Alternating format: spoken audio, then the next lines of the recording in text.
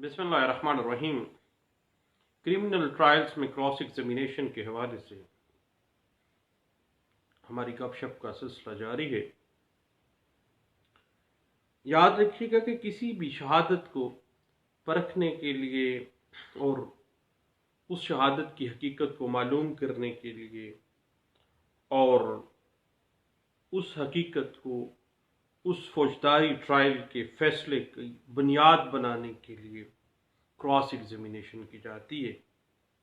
और cross examination एक फ़न है जिस पर आप मुतालिया करके या दूसरों की बात सुन के अबूर हासिल नहीं कर सकते हैं, बल्कि एक प्रैक्टिस है।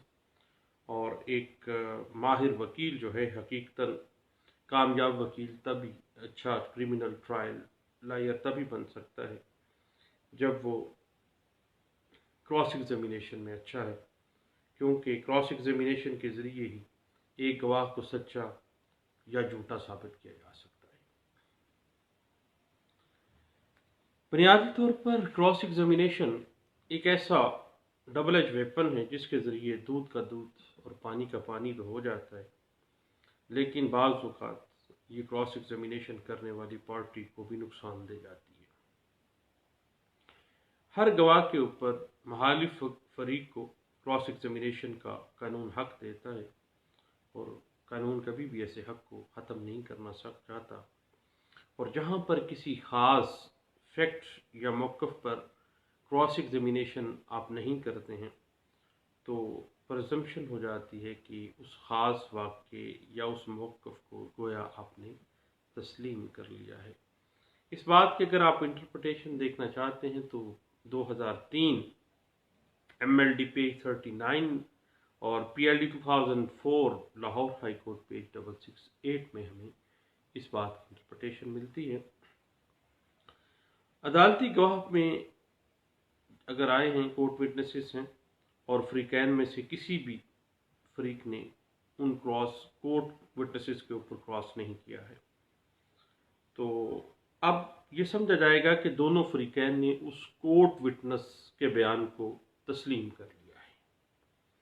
इस बात की अगर आप इंटरप्रिटेशन देखना चाहें तो 2011 YLR पेज 1327 में हमें मिल सकती है।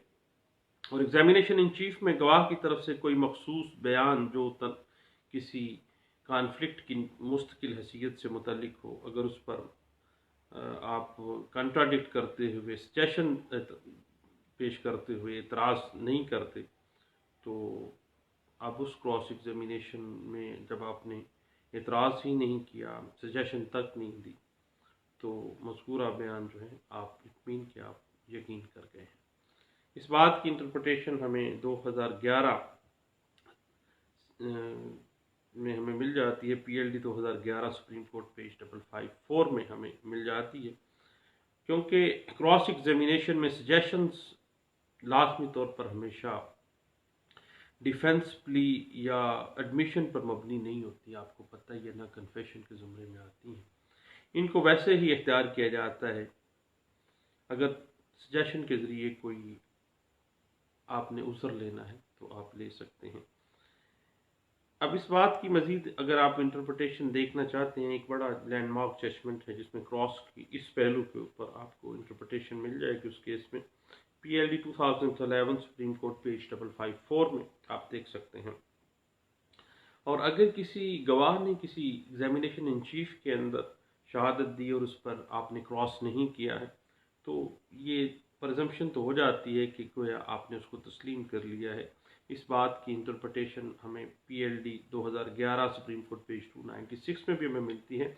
लेकिन अभी latest supreme court of Pakistan ने एक केस में इंटरप्रेट किया कि अगर आप किसी हिस्से के ऊपर एग्जामिनेशन इन चीफ के किसी हिस्से के ऊपर या किसी एग्जामिनेशन इन चीफ किसी गवाह की तरफ से जो दिया गया है उस पर आप क्रॉस नहीं करते हैं, तो इसका ये मतलब नहीं समझा जाएगा कि डिफेंस ने उसको तस्लीम कर लिया है। बुनियादी तौर पर beyond the shadow of doubt किसी भी जुर्म को साबित करने के लिए, कन्विक्ट करने के लिए किसी मुल्ज़िम को کمپلیننٹ سائڈ جو ہے، استغاثہ جو ہے، اس کو خود سے ثابت کرنا ہوگا، اور اس طرح سے کراس ایگزامینیشن نہ کرنا تسلیم کرنے کے زمرے میں قطعی صورت یہ اپلائی نہ کیا جائے گا فوجداری قوانین میں، کیونکہ it is the duty of prosecution to prove the case beyond the shadow of doubt. اس بات کی اگر ہم موجودہ دور میں انٹرپریٹیشن دیکھنا چاہیں تو ابھی یہ پچھلے جو لا ڈائجسٹ ہمارے سامنے آئے اس میں یہ لکھا گیا، اور انٹرپریٹیشن ہے P L D 2019 supreme court of Pakistan page 64 کے اندر اس بات کو انٹرپریٹ کیا گیا تھا۔ تو یاد رکھیے گا کہ کراس ایگزامینیشن میں سوال سوچ سمجھ سے کیے جاتے ہیں، اور سوال کے جو نتائج ہیں ان کو مد نظر لازمی رکھنا چاہیے، اور اگر کوئی ایسا سوال کر رہے ہیں آپ جس سے آپ کو خدشہ ہے کہ کہیں مجھے نقصان نہ ہو جائے، تو ایسا سوال قطعی صورت نہ کریں۔ اور ایک بڑی اہم بات ہے جس میں ہم لوگ بطور وکیل غلطی بھی کر جاتے ہیں کہ ہم اپنے اوپر لازمی ڈیوٹی باؤنڈ اپنے آپ کو سمجھتے ہیں کہ ہم نے ہر گواہ کے، ہر ایگزامینیشن ان چیف کے ہر حصے کے اوپر کراس ایگزامینیشن کرنا ہے۔ ہر گواہ پر کراس ایگزامینیشن کرنا بطور ایک وکیل میری سجیشن یہ ہے کہ وہ لازمی نہیں ہے۔ یعنی جو گواہ اپنی ایگزامینیشن ان چیف کے اندر ملزم کو ملوث نہیں کر رہا، کرمینیٹ نہیں کر رہا، اس پر جب وہ ملوث نہیں کر رہا آپ کے ملزم کو، دین آپ اس پہ کراس ایگزامینیشن نہ کریں۔ اگر آپ کریں گے تو گویا وہ بات جو وہ ایگزامینیشن ان چیف میں بھی چھوڑ گیا، 161 کی اسٹیٹمنٹ میں چھوڑ گیا، اب وہ اس کو کر لے گا، اور وہ الٹا آپ کو نقصان برداشت کرنا پڑے گا۔ اس حوالے سے آپ اگر مزید کسی کیس میں انٹرپریٹیشن دیکھنا چاہیں تو آپ کو مختلف کیس لاز میں اس بات کی انٹرپریٹیشن مل سکتی ہے، اور اس پہ 2001 پاکستان کرمنل لا جرنل 860 میں انٹرپریٹیشن مل جائے گی آپ کو۔ باتیں چلتی رہیں گی۔ تھینک یو، اللہ حافظ۔